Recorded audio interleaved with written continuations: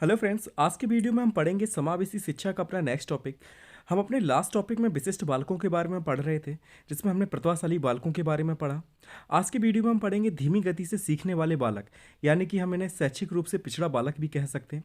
ठीक है, कोई भी चीज़ लिख कर आ सकती है कि धीमी गति से बालक जो सीखने वाले बालक हैं उनके बारे में लिखिए, या शैक्षिक रूप से जो पिछड़े बालक होते हैं उनके बारे में लिखिए। ठीक है, तो सेम ही चीज़ है। मनोवैज्ञानिक क्रिक ने 1962 में सामान्य एवं प्रतिभाशाली बच्चों की पहचान उनके द्वारा सीखे गए कार्यों को सीखने की गति के आधार पर की। यदि किसी सामान्य बच्चे की शैक्षिक उपलब्धि अपने आयु वर्ग से कम है, तब उसे धीमी गति से सीखने वाला बालक कहा जाएगा। कहने का मतलब है, एक वैज्ञानिक थे मनोवैज्ञानिक क्रिक। ठीक है, इन्होंने क्या किया 1962 में, कौन से बच्चे सामान्य हैं और कौन से प्रतिभाशाली बच्चे हैं। ठीक है, इनकी पहचान कैसे की कि वो किसी भी कार्य को कितने टाइम में करते हैं। ठीक है, जैसे कोई कार्य वो सीख रहे हैं तो कितने टाइम में वो चीज़ों को सीख लेते हैं, तो इस आधार पर उन्होंने की। ठीक है, कि कोई बच्चा बहुत जल्दी अगर चीज़ों को सीख लेता है तो वो प्रतिभाशाली बालक है, और कोई बच्चा ऐसा है कि बहुत ज़्यादा टाइम ले रहा है सीखने में, तो उसे उन्होंने क्या कहा, शैक्षिक रूप से पिछड़ा बालक कहा। यदि किसी समान बच्चे की शैक्षिक उपलब्धि अपने आयु वर्ग से कम है, तब उसे धीमी गति से सीखने वाला बालक कहा जाएगा। कहने का मतलब है कि बच्चे सारे समान हैं। ठीक है, लेकिन अगर देखा जाए कि सेम आयु के हैं, कोई बच्चा बहुत ज़्यादा समय ले रहा है, कोई बच्चा बहुत कम समय ले रहा है, तो बहुत ज़्यादा जो समय लेता है उसे हम क्या कहेंगे, धीमी गति से सीखने वाला बालक कहा जाएगा। अब हम धीमी गति से सीखने वाले बालकों की विशेषताएं देख लेते हैं कि जो बालक धीमी गति से चीज़ों को सीखते हैं इनकी क्या क्या विशेषता होती हैं। तो पहला है कि ऐसे बच्चों में अल्पकालीन स्मृति पाई जाती है। अल्पकालीन स्मृति से मतलब ये होता है कि ये चीज़ों को ज़्यादा समय तक याद नहीं रख पाते। ठीक है, ऐसे बच्चों में अवधान क्षमता भी अल्प होती है। अवधान से मतलब होता है ध्यान लगाने की क्षमता। ठीक है, ये बालक जो होते हैं वो किसी भी चीज़ पर ध्यान नहीं लगा पाते जल्दी। फिर तीसरा कि ऐसे बच्चों में भाषा विकास मंद गति से होता है। ठीक है, जो ऐसे बच्चे होते हैं जो धीमी गति से चीज़ों को सीखते हैं, इनका जो भाषा विकास होता है वो भी काफ़ी धीरे धीरे होता है। फिर फोर्थ पॉइंट कि यह अपनी आयु स्तर के अनुसार परिपक्व नहीं होते। ठीक है, मैच्योरिटी इनके अंदर नहीं आती है। ठीक है, जैसे इनकी आयु होती है, जिस एज के ये होते हैं, उस हिसाब से इनके अंदर मैच्योरिटी देखने को नहीं मिलती। फिर पांचवा पॉइंट है कि आत्मविश्वास इनमें कम पाया जाता है। बालक जो होते हैं जो धीमी गति से चीज़ों को सीखते हैं, इनमें आत्मविश्वास बहुत कम पाया जाएगा। ये अपनी असफलता को लेकर आशंकित रहते हैं। ठीक है, सिक्स पॉइंट है कि ये अपनी असफलता को लेकर आशंकित रहते हैं, मतलब इन्हें हमेशा डर रहता है कि ये हमेशा फेल हो जाएंगे, किसी भी कार्य को अगर ये करेंगे तो ये फेल हो जाएंगे, अच्छे से कर नहीं पाएंगे, तो ऐसे लेकर ये आशंकित रहते हैं। फिर सातवां पॉइंट है कि समायोजन का अभाव। ठीक है, जो धीमी गति से बालक जो होते हैं वो जो धीमी गति से सीखते हैं चीज़ों को, इनके अंदर समायोजन का अभाव पाया जाता है। ठीक है, किसी नई कंडीशन या जगह पर आप ले जाएंगे तो ये इतनी जल्दी से समायोजित नहीं कर पाएंगे अपने आप को। ठीक है, तो ये विशेषता है जो धीमी गति से बालक सीखते हैं। ठीक है, उनकी विशेषताएं आप इन पॉइंट्स को लिख सकते हैं। फिर है धीमी गति से सीखने वाले बालकों की समस्याएं। ठीक है, जो धीमे गति से बालक जो होते हैं चीज़ों को सीखते हैं, इन्हें कौन कौन सी समस्याएं होती हैं।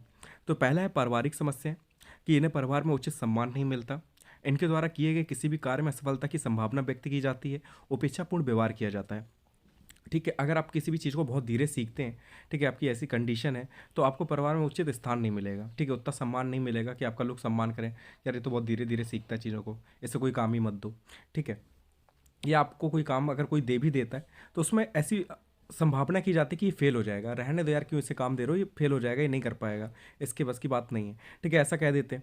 ठीक है, तो आपके साथ उपेक्षापूर्ण व्यवहार किया जाता है। फिर दूसरा है सामाजिक समस्याएं। अब सामाजिक समस्याएं कौन कौन सी होती हैं कि समाज में ऐसे बालकों को उत्तरदायित्व कार्य नहीं दिए जाते। उत्तरदायित्व से मतलब है रिस्पॉन्सिबिलिटी वाले।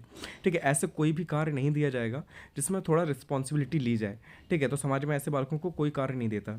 दूसरा कि सामाजिक सांस्कृतिक कार्यों में इनकी सहभागिता जो होती है वो नगण्य होती है। ठीक है, जो सामाजिक सांस्कृतिक कार्यक्रम जो होते हैं समाज में, ठीक है, तो उनमें जो इनकी सहभागिता होती है पार्टिसिपेट नहीं करते। ठीक है, ऐसी चीज़ों में बहुत बचने की कोशिश करते हैं। तीसरा कि समाज द्वारा भेदभावपूर्ण व्यवहार किया जाता है। कई बार आपने देखा होगा मूवीज़ वगैरह में कि जो बच्चे बहुत धीरे धीरे गति से सीखते हैं चीज़ों को, या थोड़े वैसे टाइप के होते हैं, शर्मीले टाइप के, विकलांग टाइप के, तो उनके साथ हमेशा भेदभाव किया जाता है। ठीक है, बच्चे उनका मजाक उड़ाते हैं, समाज भी उन्हें ज़्यादा इंपॉर्टेंस नहीं देता। ठीक है, तो ये सारी चीज़ हो जाएंगी। तीसरा है शिक्षण अधिगम प्रक्रिया संबंधी समस्याएं। अब शिक्षण अधिगम प्रक्रिया संबंधी समस्याएं कौन कौन सी होती हैं कि पहला है कि शिक्षण विधियों का निर्धारण करते समय इन बालकों की मानसिक योग्यता तथा स्तर का ध्यान नहीं रखा जाता।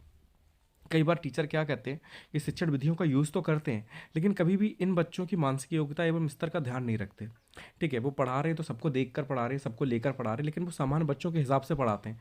ऐसा नहीं है कि खाली जो बहुत ज़्यादा वीक है या बहुत धीरे धीरे चीज़ों को सीख रहा है उनके हिसाब से वो पढ़ाते हो। दूसरा कि शिक्षण अधिगम प्रक्रिया में इन्हें भाग लेने के उचित अवसर प्रदान नहीं होते। ठीक है, प्राप्त नहीं होते। तो शिक्षण अधिगम जो प्रक्रिया होती है, जो सीखने की प्रक्रिया होती है, इन्हें इतना पार्टिसिपेट ये करते नहीं, ना ही इन्हें फोर्स किया जाता कि आप भाग लो, उतने अवसर इन्हें प्रदान नहीं किए जाते। तीसरा कि शिक्षकों द्वारा भी इनकी उपेक्षा की जाती है। ठीक है। टीचर भी कई बार क्या होता है कि पढ़ाने के बाद क्या करता है, जो सामान्य बालक होते हैं, जो होशियार बालक होता है, उनसे क्वेश्चन पूछ लेता है। तो शिक्षकों द्वारा भी इनकी उपेक्षा की जाती है। फिर फिर है पाठ्यक्रम संबंधी समस्या। अब पाठ्यक्रम संबंधी समस्याएं कैसी होती हैं कि जब हम पाठ्यक्रम बनाते हैं, जो सिलेबस है उसका निर्माण करते हैं, तब इनके स्तर को हम ध्यान में नहीं रखते। ठीक है, तब हम ये नहीं सोचते कि हाँ ऐसे बच्चे भी पाए जाएंगे जो बहुत धीरे धीरे चीज़ों को सीखेंगे, इसलिए हम थोड़ा सरल बना दें पाठ्यक्रम। तो ऐसा हम नहीं करते। ठीक है, तो पाठ्यक्रम का निर्धारण भी हम इनके हिसाब से नहीं करते।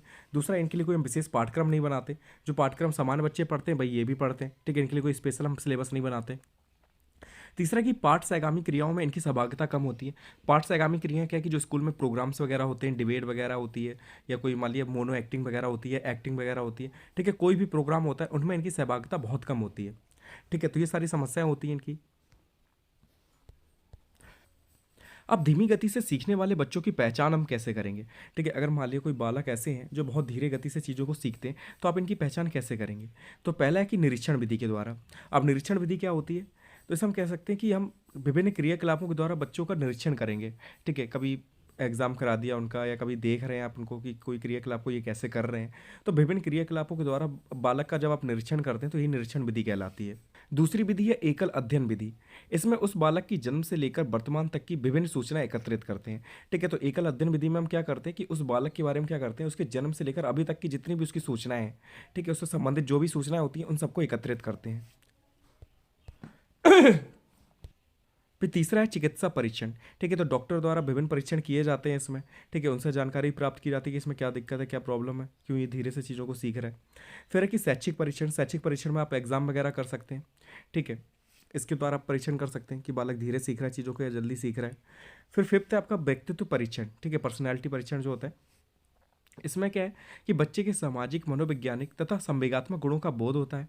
यदि उसकी समायोजन क्षमता में कमी पाई जाती है तो उसे धीमी गति का बालक माना जाता है। ठीक है, तो व्यक्तित्व के परीक्षण में क्या करते हैं कि जो बालक है उसके सामाजिक, मनोवैज्ञानिक तथा संवेगात्मक गुणों का पता चलता है। ठीक है, व्यक्तित्व परीक्षण से। और उसकी समायोजन की क्षमता कितनी है, उसमें कमी पाई जाती है तो माना जाता है कि वो धीमी गति से सीखने वाला बालक है।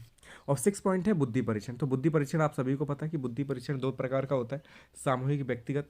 ठीक है, तो इसके आधार पर हम देखते हैं कि बालक कितना होशियार है और कितना वीक है, कितनी धीरे से सीख रहा है, तो उसे धीमी गति का बालक कहा जाएगा। ठीक है, तो ये सारी चीज़ें हैं, इतने परीक्षण हैं जिनके आधार पर हम कह सकते हैं कि कोई बालक धीमी गति से सीखने वाला बालक है। अब धीमी गति से सीखने वाले बालकों की शिक्षा की हम बात कर लेते हैं। तो धीमी गति से सीखने वाले बालकों के लिए विशेष शिक्षण की व्यवस्था होना एक महत्वपूर्ण तथा अनिवार्य तथ्य है, क्योंकि विशेष शिक्षण के माध्यम से ही इनकी आवश्यकताओं को पूरा किया जा सकता है। ठीक है, तो आपको भी ये चीज़ पता है कि अगर कोई बालक बहुत धीरे से चीज़ों को सीखता है तो उसके लिए आप विशेष शिक्षण की व्यवस्था करेंगे।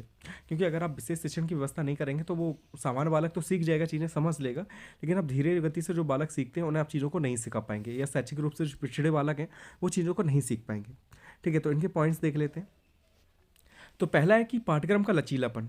ठीक है, अगर कोई बालक बहुत धीरे धीरे चीज़ों को सीखता है तो उसके लिए पाठ्यक्रम का लचीलापन, मतलब जो पाठ्यक्रम है थोड़ा ऐसा रखें कि फ्लेक्सिबिलिटी रहे उसमें, कि आप अपने अनुसार उसे कम ज़्यादा कर सकते हैं। ठीक है, सरल कर सकते हैं ताकि बच्चा आराम से चीज़ों को सीख पाए। दूसरा कि शिक्षक द्वारा बच्चे का अवलोकन। जो टीचर है उसे क्या करना है, ऑब्जर्वेशन करना है, बच्चे का अवलोकन करना है, उसे देखते रहना है, उस पर ध्यान देना है ज़्यादा। अगर बच्चा धीरे गति से सीख रहा है तो उस पर ज़्यादा फोकस करना है।